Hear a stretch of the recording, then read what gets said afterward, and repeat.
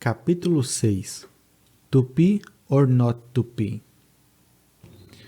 Os Fantasmas Inquietos de William Shakespeare, que nasceu em 1564 e morreu em 1616, e Oswald de Andrade, que nasceu em 1890 e morreu em 1954, provavelmente estão me amaldiçoando por toda parte a eternidade pelo uso indevido do trocadilho que dá o nome desse capítulo.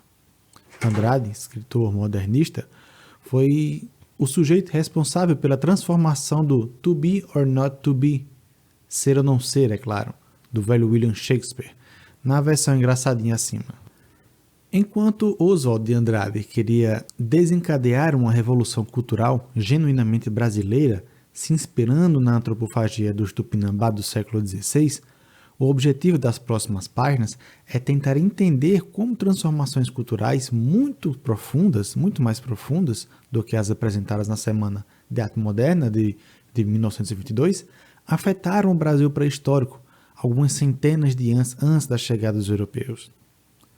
Os Tupinambás e outros povos de fala tupi figuram entre os astros dessa saga, mas estão longe de ser únicos, por mais que eles ainda sejam dos poucos sinônimos de brasileiros pré-cabralinos na imaginação de muita gente. Nosso ponto de partida será linguístico, porque a diversidade de idiomas dos povos nativos do país ainda é um dos métodos mais confiáveis para tentar entender como eles se espalharam pelo território, travaram guerras, forjaram alianças e redes de comércio. As línguas, no entanto, estão misturadas a outros elementos da identidade humana, como cultura, material e imaterial, a genética, de um jeito cabeludamente complexo e não linear. Tentaremos desemaranhar os muitos fios dessa meada e explicar, ainda que de forma inevitavelmente provisória, porque o mapa étnico do Brasil, em 1499, tinha a forma curiosa encontrada pelos portugueses. Explicação técnica. Os times campeões da pré-história.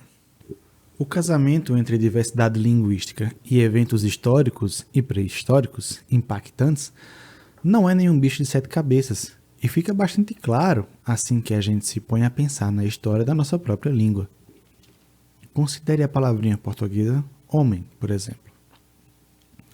Um fato curioso é que, se saímos de Lisboa, aterrissamos em Madrid, Paris ou Roma, notamos que as palavras são muito parecidas, hombre, homme e uomo, respectivamente. São empregadas por espanhóis, franceses e italianos para designar a mesma criatura. Um tipo de primata, quase sem pelos e bípede, que às vezes se dá o trabalho de escrever livros. O caso da palavra homem não é um fenômeno isolado. Quando examinamos o resto do vocabulário luso-hispano-franco-italiano, e em parte também da gramática dessas línguas, descobrimos semelhanças sistemáticas que valem para esses idiomas como um todo. É claro que similaridades podem ser fruto de empréstimos, como dizem os especialistas. Trocando em miúdos, teriam surgido por influência cultural.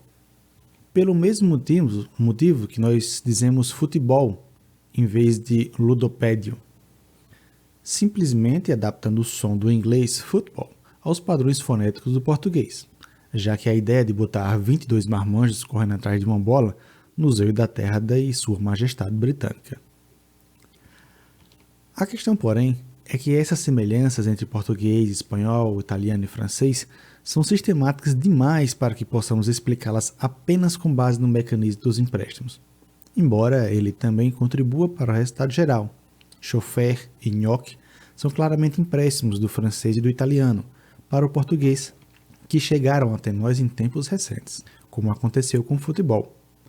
Afinal, se faz sentido emprestar uma palavra estrangeira para designar um conceito igualmente estrangeiro, o futebol no caso, vocábulos que designam seres humanos, vacas, árvores, não deveriam, em tese, precisar desse tipo de importação linguística, já que essas três coisas estão por aí à vista de todos, os membros da nossa espécie, desde que o mundo é mundo.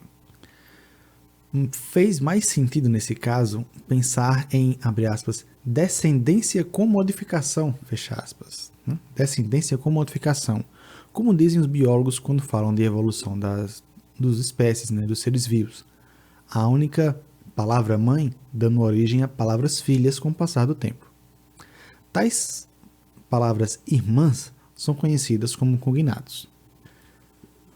No exemplo que estamos tratando no momento, a resposta certa é óbvia, porque, lógico, temos registros históricos relativamente precisos do momento em que as línguas atuais, português, espanhol, francês e italiano, começaram a evoluir em paralelo. Para começo de conversa, ninguém falava nada minimamente parecido com o português no futuro território de Portugal, lá nos anos 300 a.C. Os idiomas mais comuns provavelmente eram do grupo céltico, ou seja, vagamente parecido com o galês e ao irlandês no dia de hoje.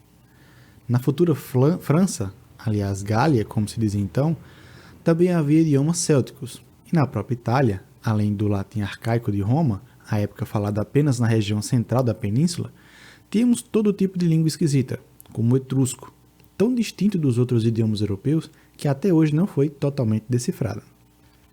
Essa diversidade considerável foi esmagada pelo rolo compressor militar de Roma. Ao conquistar boa parte da Europa Ocidental, a partir de 200 a.C., dominá-la até o século V d.C., os romanos transformaram sua própria língua no único idioma culturalmente aceitável dessa vasta região, de forma que quase 1 bilhão de pessoas vivas hoje ainda falam o que é essencialmente uma forma capenga do latim. Estou incluindo nessa conta, é claro, os falantes de línguas filhas do latim que vivem na Europa e que vivem fora da Europa também. Temos excelentes razões para acreditar que a situação das chamadas línguas neolatinas ou românicas é um exemplo extremo, relativamente recente e bem documentado do que aconteceu diversas vezes ao longo da pré-história. Seres humanos costumavam ser bastante apegados às suas línguas maternas e a outros elementos de sua cultura. Além disso, vivem em sociedades complexas, populosas e altamente conectadas há pouquíssimo tempo. Durante 99,9% da nossa existência como espécie, o sujeito se enxergava como um membro apenas de um pequeno bando, de caçadores-coletores, de uma tribo, como já mencionei antes. A consequência natural disso é a divergência linguística. Dado o relativo isolamento e a passagem do tempo, a tendência é que as pessoas não consigam mais entender o que falam os sujeitos, ou apenas algumas dezenas de quilômetros de distância de sua casa. Pronúncia, vocabulário e gramática tendem a assumir funções idiosincráticas e regionais, sofrendo mutações aparentemente aleatórias, que lembram muito as consoantes trocas de letras químicas do DNA, que acometem todos os seres vivos conforme os milênios e milhões de anos vão passando. Mais um ponto no qual a semelhança entre línguas e espécies de animais chega a ser assustadora. Se um estado de natureza, como o Homo sapiens, tivesse persistido indefinidamente, o mapa linguístico do globo deveria ser absurdamente diversificado. Quer dizer, bem mais diversificado do que os 6.000 idiomas que existem ainda por aí. E nenhuma família linguística conseguiria ter se espalhado por grandes áreas do planeta. Deveria, repito, mas não é o que acontece na prática. A força centrífuga, ou seja, descentralizadora do surgimento incessante da variabilidade da língua, foi contrabalanceada por importantes forças centrípedas, ou seja, centralizadoras, que criam centros de relativa unidade linguística. Sim, existem bolsões com imensa diversidade de idiomas isolados. Na Nova Guiné e na América do Sul são o principal exemplo. Mas coisas parecidas com a vitalidade das línguas neolatinas, numa escala temporal mais profunda, também são muito comuns. Já citamos mais de uma vez o exemplo das línguas indo-europeias nesse livro aqui, né? Todas são aparentadas, vale dizer que compartilham quantidade considerável de cognatos. Seu território contínuo original, sem contar a maciça presença atual de alguma dessas línguas na América, na África e na Oceania, é imenso, da Irlanda à Rússia, incluindo ainda um predomínio indo-europeu no Irã e na Índia. O latim e seus descendentes fazem parte desse grupo assim como os membros antigões cobertos de glórias do passado, como o grego, o sânscrito, o hitita e o persa. Os novatos que só ganharam poder e fama no último milênio, como o inglês, o russo e o alemão, e idiomas de importância apenas regional, como o lituano, albanês e gaélico. De novo, explicar a expansão das línguas neolatinas é fácil. Superioridade militar e organizacional romana estão por trás da origem delas. Basicamente é isso. A coisa fica muito mais complicada no caso do indo-europeu primitivo, ou do ancestral comum dos idiomas bantus, hoje que é o mais falado na África. Faz sentido, entretanto, imaginar que alguma vantagem competitiva favoreceu os povos que falavam os antepassados desses idiomas supercampeões. Note que essa tal vantagem pode ter sido até algo relativamente sutil. Não precisamos postular que os primeiros indo-europeus, digamos, saíram de seu território original e passaram a exterminar cada homem, mulher e criança que não fosse capaz de cantar parabéns para você em proto-indo-europeu fluente. Eles poderiam ter apenas uma ligeira vantagem militar sobre seus vizinhos, e teria permitido que eles se estabelecessem como uma pequena elite hegemônica e relativamente benigna em áreas conquistadas, por exemplo. Com o passar do tempo, a melhor maneira de uma tribo dominada se beneficiar desse potencial bélico seria aprender a língua e os costumes de seus senhores. Nas gerações seguintes, um novo surto expansionista poderia levar tanto aos descendentes dos conquistadores originais quanto os nativos assimilados para uma área vizinha, aumentando ainda mais a influência cultural daquele idioma.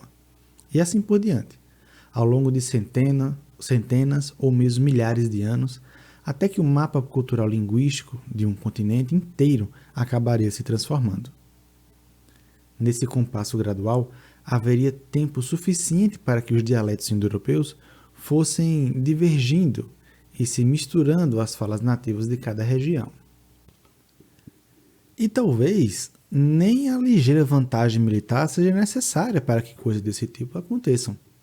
Os falantes do idioma com um futuro promissor podem simplesmente ter uma pequena superioridade demográfica. São agricultores mais eficientes que os vizinhos, talvez os únicos agricultores do pedaço, na época em que quase todos os seres humanos ainda eram caçadores-coletores, ou criam animais que lhes garantem um suprimento seguro e constante de proteína, quem sabe. Portanto, conseguem alimentar mais gente por metro quadrado de terra, em média têm mais filhos, e esses filhos mais netos ou mais bisnetos. São forçados a procurar um novo pedaço de chão e quando a chácara da família não consegue mais alimentar todo mundo, conforme o tempo passa, a tendência é que o idioma que falam, se espalhe por uma área mais ampla. Por bem ou por mal, nesse segundo caso, voltamos ao cenário anterior. O fator demográfico, que confere superioridade militar aos grupos que migram. Outra possibilidade é que os sujeitos de que estamos falando sejam especialmente inventivos quando o assunto é mobilidade ou comércio. Conhecem rotas fluviais ou marítimas, possuem veículos com rodas ou são cavaleiros hábeis, entre outros fatores. Com isso, conseguem transitar por áreas mais amplas, fundam entrepostos comerciais longe de casa, concentram riqueza e prestígio. Quem quiser fazer bons negócios precisa falar a língua daquela turma. O mero fato de dominá-lo pode se tornar uma marca de prestígio cultural. Casar sua filha com aquele mercador endinheirado e cosmopolita, ou seu filho com a herdeira dele, de repente isso pode parecer uma ótima ideia.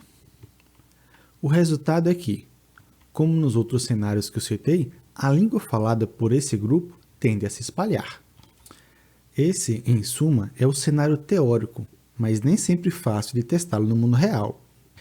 Estabelecendo com um bom grau de segurança os mecanismos e o timing da expansão das grandes famílias linguísticas mundo afora.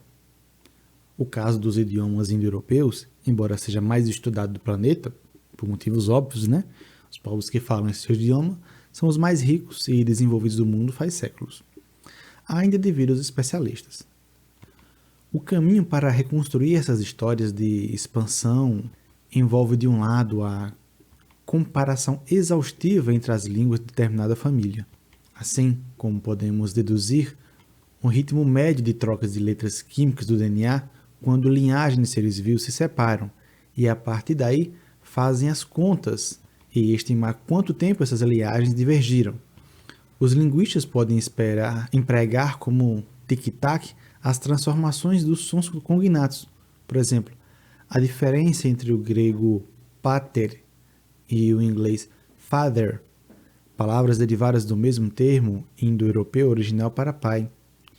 Note que para a troca de P por F não é aleatória. Essas consoantes são parentes. Se você não acredita, tente pronunciar o P, deixando escapar um pouco de ar pelos lábios entreabertos, em vez de fazer isso de maneira seca, típica dessa consoante, e verá que o som sai muito parecido com o F. Coisas desse tipo são incrivelmente comuns em línguas que são aparentadas entre si. Ao comparar tais mutações linguísticas, entre aspas, numa grande variedade de idiomas, é possível estimar que cara tinha a língua original que deu origem às diferentes formas modernas, ainda que essa reconstrução seja sempre uma conjectura, e imaginar como as línguas filhas foram divergindo de um tronco comum com o passar dos milênios. Outra ferramenta-chave é a própria proporção de cognatos compartilhado entre os idiomas. Conforme o tempo de separação entre as línguas, vai crescendo a tendência que essa proporção caia. Eis um dos fatores, ainda que não único, por trás do fato de que o português e o espanhol são mais parecidos entre si do que o português e o francês, por exemplo. Para conseguir empregar essa estratégia direito, é preciso escolher cuidadosamente uma amostragem de cognatos que permanecem com o núcleo duro da língua, ou seja, as palavras com menor tendência a serem substituídas por empréstimos ou neologismos. Nas pesquisas da área, o padrão é usar listas de cerca de 100 vocábulos conhecidos como listas de Schwadesh. Porque o pioneiro dessa abordagem foi um linguista americano, Maurice Schwadesh, que nasceu em 1909 e morreu em 1967. Da última lista proposta por Schwadesh, após décadas de trabalho constam palavras como pronomes pessoais, eu, tu, partes do corpo como olho, nariz e boca, adjetivos como quente e frio, verbos como comer e ver, e objetos na natureza, sol, lua, terra, pedra. Finalmente, um elemento engenhoso da metodologia linguística que vai além dos vocábulos basicões da lista de Schwadesh, é usar palavras compartilhadas entre os diferentes membros do grupo de idiomas, para tentar inferir qual era o ambiente original a cultura material, a sociedade e até mesmo os mitos do grupo que falava a língua mãe. Digamos que todas as línguas associadas a determinado grupo possuíssem cognatos que designam coletivos como urso pardo, carvalho e carroça. No mínimo, o uso nos permite inferir que esse pessoal vivia originalmente em áreas temperadas do hemisfério norte. Um único lugar onde os ursos pardos e carvalhos são encontrados juntos, numa mesma época em que a roda já havia sido inventada. Parece bacana, não é? Só com base nesse tipo de dado, já é possível fazer uma estimativa a respeito do tempo de divergência entre as línguas ou famílias linguísticas, mas é óbvio que a confiabilidade da tentativa aumenta quando outras variáveis são incluídas na conta. Sempre é interessante, por exemplo, quando é possível, associar a cultura material, a cerâmica ou os instrumentos de pedra, de metal, digamos, a determinado grupo e a língua que eles falavam. Até porque essas associações podem trazer datações diretas do material arqueológico, que ajudam a calibrar a idade das divergências, com os números mais sólidos. Se ainda possível, por cima, for viável, o DNA dos donos desses artefatos e compará-los com as pessoas de hoje que falam os idiomas do tronco linguístico que se deseja estudar, as conclusões têm potencial para se tornar ainda mais sólidas. Nesse ponto, porém, é claro que as coisas ficam mais complicadas. Como diz um velho ditado dos arqueólogos, potes não são pessoas. Ou seja, É perfeitamente concebível que um grupo adote a cultura material de outro por motivos funcionais. Do tipo, abre aspas, gente, essa TV coreana é muito melhor que a nacional, fecha aspas. Estéticos ou de prestígio, sem que isso afete a língua e a cultura imaterial dos donos daquela louça, muito menos seus genes. E, mesmo quando há substituições linguísticas, isso muitas vezes não equivale a substituições biológicas. Voltemos a exemplo do Império Romano. O general político era Júlio César, entre 100 a.C. e 44 a.C. Conquistou a Gália com suas legiões, se tornando, portanto, responsável pelo trato de cidadãos da França que hoje falam francês. Mas não foi a substituição populacional maciça a causa da adoção do latim como uma língua preferida do território gálio. A maioria absoluta dos romanos continuou na Itália. Os gauleses não foram exterminados, fora o pessoal que morreu nas guerras contra César, claro, mas simplesmente aprenderam latim. Mesmo quando há um nível de substituição de população, é muito difícil que ela seja absoluta, até porque, infelizmente, guerreiros vitoriosos gostam da ideia de transformar as mulheres e as filhas dos derrotados em concubinas, o que, com o passar do tempo, produzirá uma população mestiça. No caso dos idiomas indo-europeus, essa constelação de evidências tem sido empregada para defender duas hipóteses bem diferentes. A primeira vê o advento da agricultura no antigo Oriente Próximo, com uma grande vantagem competitiva dos falantes dessas línguas, desse grupo de línguas. Tal ideia recebeu apoio de reconstruções do timing de divergência de vários ramos indo-europeus, feitas com os mesmos métodos estatísticos que os biólogos usam para estudar padrões de divergências em espécies de animais, que apontam uma idade de 9.000 anos para o grupo indo-europeu, mais ou menos coincidente com o surgimento da agricultura na região.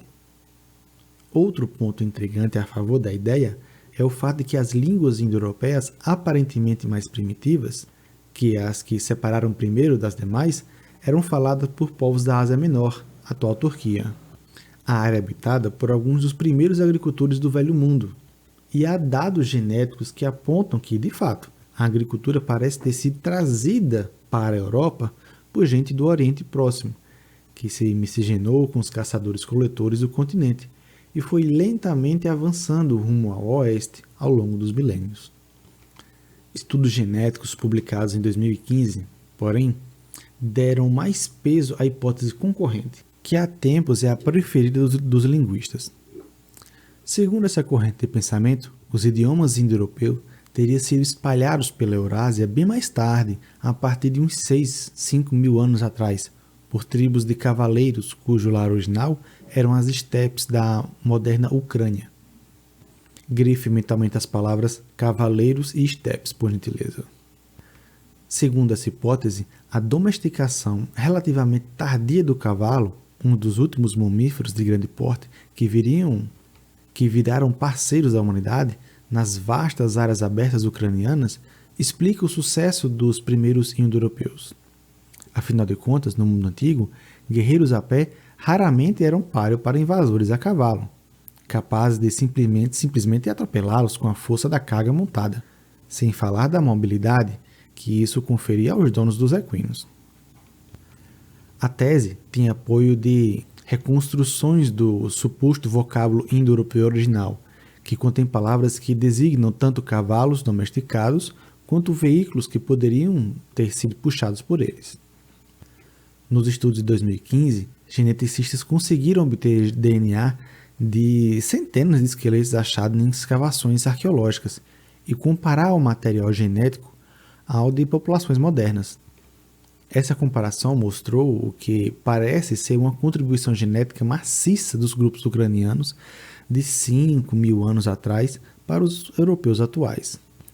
Cerca da metade do DNA dos franceses, tchecos e ingleses teria sido levada para eles por um povo de cavaleiro, calcula o coordenador de um desses estudos, o americano David Wright, da Universidade de Harvard.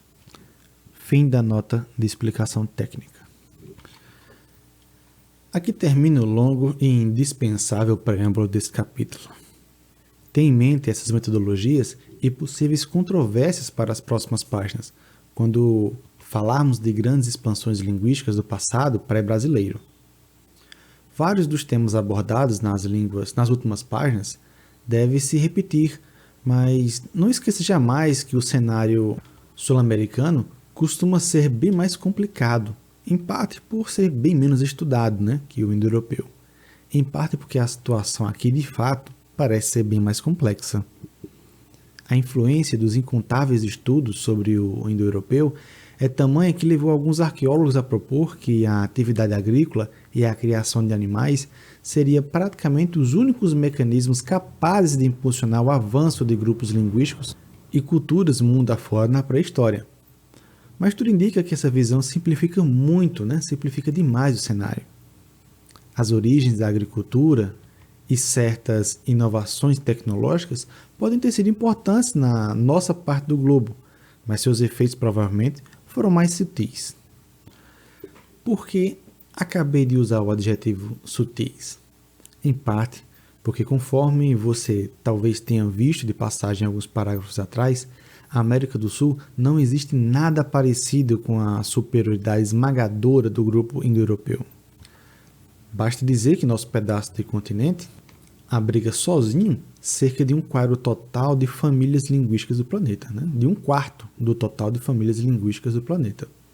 108 famílias sul-americanas, para ser mais exato, de uma soma de 420 famílias linguísticas, de uma soma de 420 famílias linguísticas no mundo, 108 estão aqui na América do Sul.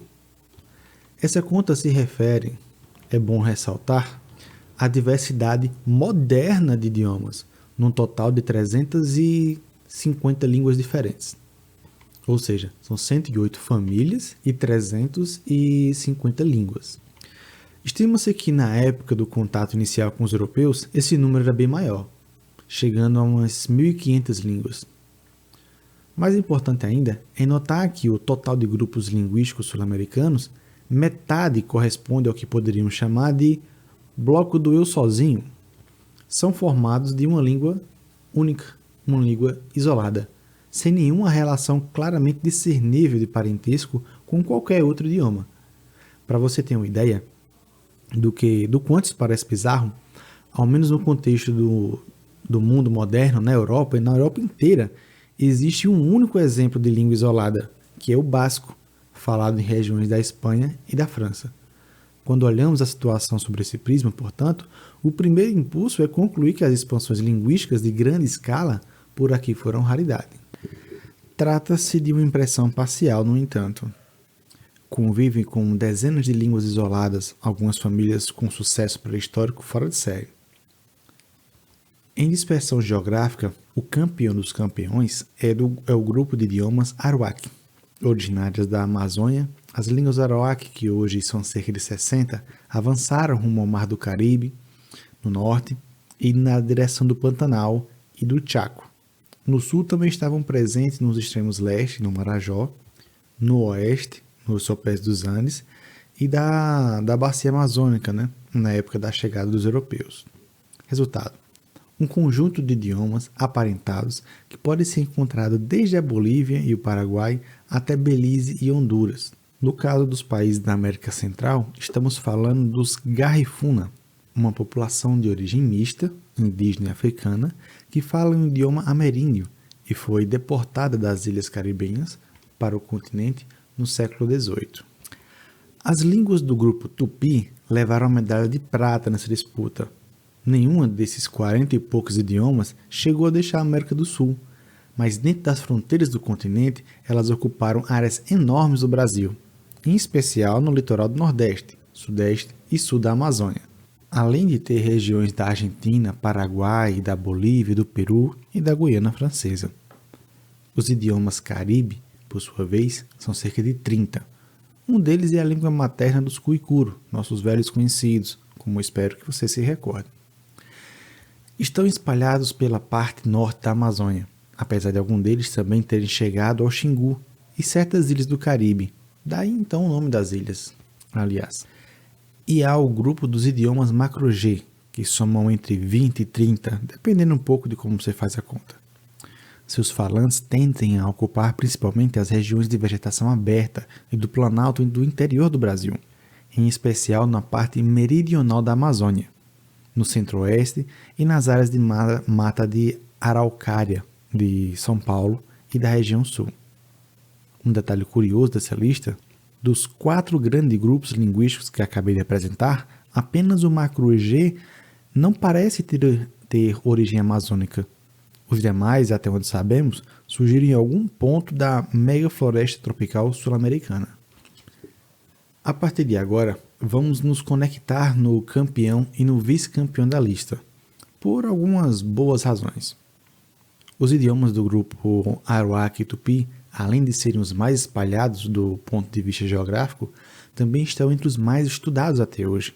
E as culturas ligadas a eles oferecem ainda contrastes interessantes entre as duas visões de mundo muito diferentes, 2 polos opostos que influenciaram decisivamente o mapa do Brasil pré-histórico. Navegantes bons de bico. Do ponto de vista de quem mora em metrópoles como Belém e Manaus, a etnia e língua Arawak, Arawak-Uacuanai, vive no cafundó dos cafundós da Amazônia, uma área no Alto Rio Negro, do lado venezuelano da fronteira, encaixada mais ou menos entre o norte do estado do Amazonas e Roraima, muito longe de qualquer centro urbano de tamanho apreciável. Curioso, porém, é que a memória coletiva dos Uacuanai não parece retratar nenhum grande isolamento, pelo contrário. Nas cerimônias de iniciação dos membros do grupo do sexo masculino, são entoados cânticos rituais que recordam a criação do mundo, mas que também funcionam como uma espécie de mapa mítico de quase toda o norte da América do Sul. Ou, para ser mais exato, dos rios que cortam aquele pedaço do planeta. Nessas cerimônias, os jovens Uacuanai escutam os nomes de lugares de toda a bacia do Rio Negro, que chega até as vizinhanças de Manaus, do Amazonas propriamente dito, até não muito longe de Belém, e de grande parte da bacia do Orinoco, o outro grande rio associado à floresta equatorial do nosso continente, que passa pela Colômbia, corta a Venezuela praticamente pelo meio. É uma área monstruosamente grande, mas a tradição Uacuanei parece saber muito bem como se achar nela sem a ajuda da palavra escrita, ou de smartphones com GPS. Temos excelentes razões para acreditar que tais mapas míticos refletem o conhecimento obtido durante grandes jornadas e empreendimentos pelos grupos da língua Arawak no passado distante. Forçando apenas um pouquinho a barra, poderíamos considerar que esses povos seriam os fenícios da Amazônia, canoeiros acostumados a jornadas de longa distância, que coordenavam uma intensa rede de trocas pelos rios da floresta e das regiões adjacentes a ela, mais ou menos como um povo de navegantes do atual Líbano, cujos navios conectam todo o Mediterrâneo na antiguidade. Com efeito, os antropólogos que estudam as etnias Arawak de hoje consideram que uma das características comuns de quase todos os grupos Arawak é o comportamento hidrocêntrico, ou seja, que coloca em contato com as águas dos grandes rios e o deslocamento por elas como um ponto central dessas culturas.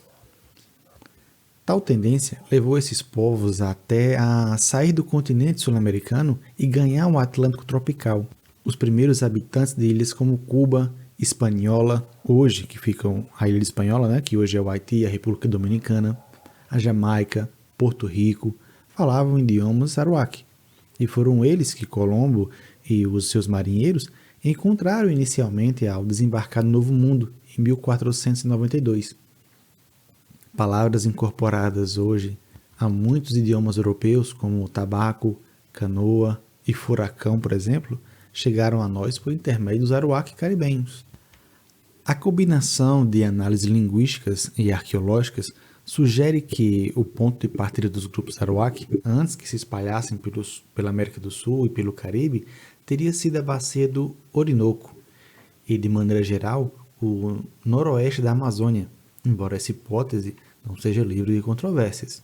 Parte da dificuldade de determinar qual era a pátria aruac, entre aspas, original, deveria ao fato de que o chamado isolamento por distância, mecanismo que determina que quanto mais línguas aparentadas entre si ficam distantes geograficamente, mais suas características tendem a divergir, é de pouca valia para explicar a evolução desse grupo. Trocando em miúdos, se você lembra que eu disse, lá atrás, que a distância e o tempo de separação ajudam a explicar por que o português e o espanhol se parecem mais entre si do que o português e o francês? Pois é, esse princípio não vale muito nos casos dos idiomas aruac, meu nobre ouvinte. A complicação, aliás, é mais um indício de que esse pessoal zanzava para cima e para baixo da Amazônia há milênios atrás, porque sugere que línguas de lugares distantes mantinham contato com alguma regularidade. Desse modo, divergiam menos do que o esperado. Quanto à escala temporal da divergência entre as línguas aruac, as estimativas atuais falam em algo de uns 3.000 anos, que é consideravelmente menos do que a idade mais recente estimada para os idiomas indo-europeus, como já vimos. As pistas arqueológicas mais importantes são alguns conjuntos bonitos de artefatos de cerâmicas associados às origens do grupo, que se caracterizam, entre outras coisas, pela presença de grelhas e raladores dedicados ao preparo da nossa velha e conhecida mandioca brava ou mandioca amarga, e por decorações de linhas incisas, modelagem, apliques e pintura monocromática, em geral preta ou branca. Já que mencionei da mandioca, é importante destacar que técnicas relativamente intensivas de cultivo envolvendo essa planta e outras espécies de vegetais também caracterizam os aruac. Há quem acredite que os sistemas de manejo de resíduos responsáveis por produzir a terra preta foram inventados por eles, assim como técnicas sofisticadas para produzir comidas em terrenos sazonalmente alagados, como na região de Llanos de Morros, na Bolívia, relativamente perto de Rondônia. Por lá, arqueólogos revelaram a existência de uma vasta rede de campos de cultivo artificialmente elevados, nos quais, obviamente, dava para plantar sem medo de que a roça fosse embora na época de cheia. O cenário era completado por caminhos e canais que conectavam as diferentes áreas da região. E por falar em canais, sistemas para gerenciar recursos alimentares aquáticos, armadilhas para peixes, lagoas artificiais e etc., são um complemento importante da maneira hidrocêntrica de pensar os aruac, podendo ser encontrados em profusão no Alto Xingu. Ao que tudo indica, uma região cuja estrutura social e política deve muito aos povos desse grupo linguístico, conforme já mencionei. A cultura xinguana é um excelente exemplo de outras características que podem explicar o sucesso dos aruac. Por lá, assim como em outros lugares onde esses povos se estabeleceram, vemos uma tendência de forjar alianças e conexões relativamente pacíficas com os grupos de diferentes origens étnicas e linguísticas. Não há uma ideologia de conquista ou de virtudes intrínsecas da guerra. Tais alianças são cimentadas por cerimônias conjuntas e por rituais elaborados envolvendo frequentemente o uso de instrumentos de sopro, como flautas e trombetas, se quisermos empregar a nomenclatura ocidentalizada, E temos a presença de uma aristocracia hereditária. A classe dos Iaualapali, do Alto Xingu, chamam de Amulaunau, ou singular Amulau, que significa os capitães, os chefes. De certa maneira, os Amulaunau são o que chamaríamos de cavalheiros. O ideal é que se destaquem, por exemplo, pelas maneiras nobres, pela generosidade e por sua habilidade ao falar, enquanto seu oposto são os Ipunonorimalu, ou gente ruim, os sujeitos que não sabem falar, entre aspas, considerados agressivos e antissociais, segundo o antropólogo Eduardo Viveiros de Castro. Para alguns dos principais especialistas na nativa de hoje, as características, habilidades de navegação, deslocamento de longa distância, tecnologias agrícolas intensivas, estabelecimento de redes de trocas e relativo pacifismo, indicam que o certo não é imaginar uma onda de conquistas militares dos arawaks pelo continente e pelo Mar do Caribe, mas sim uma diáspora, na qual os grupos relativamente pequenos iam fundando entrepostos pelos rios da Amazônia e fazendo alianças matrimoniais com os habitantes dos lugares que visitavam. Com isso, pelos grandes viajantes podem ter assumido um caráter de uma língua franca, ou seja, de uma fala útil para atividades comerciais e diplomáticas, assim como o francês no século XIX ou o inglês nos dias de hoje. Um dado curioso que pode dar mais peso a esse cenário é o fato de que, em muitos casos, as línguas arawaks possuem características estruturais, coisas como ordem do sujeito, do verbo e do objeto, na frase, por exemplo, mais parecidas com os idiomas não arawaks encontrados ao seu redor. Tal fato pode ser simplesmente o resultado de séculos de contato entre as línguas, claro, mas também pode indicar que populações que falavam idiomas não arawak acabaram adotando a fala dos recém-chegados mais cosmopolitas, embora tenha mantido parte das estruturas linguísticas originais de sua cultura, como pano de fundo da língua emprestada.